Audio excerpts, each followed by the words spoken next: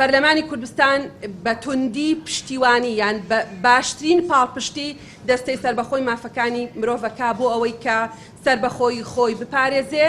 لە هەموو کاریگەریەکی حیزبی، سیاسی، ئایدۆلۆجی، شخصی و داواتان لێ یەکەین بە فەرمی بەناوی پەرلەمانی کوردستانەوە دەستەی سەربەخۆی مافەکانی مرۆڤ بکەنە دەستەیەک بۆ داکۆکیکردن لە مافەکانی مرۆڤ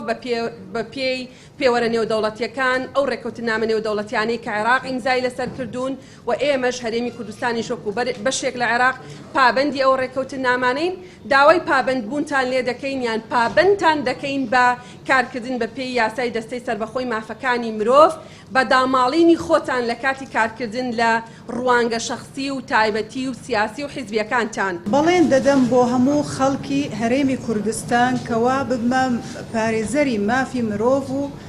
ئازادیەکانی ناو هەرێمی کوردستان بەبێ جیاوازی لەسەر هەرچی ئەساسێک بیتن یان بنەمایەک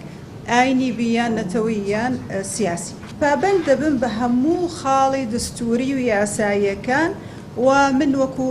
وێلایەنێکی سیاسی لەسەر یەک ڕێچکە کار دەکەمەوە بۆ هەموو لای. داواکارم لەسەر جەم هێزە سیاسیەکان لەگەڵمان بن و هەروەها پشتگیریمان بکەنەوە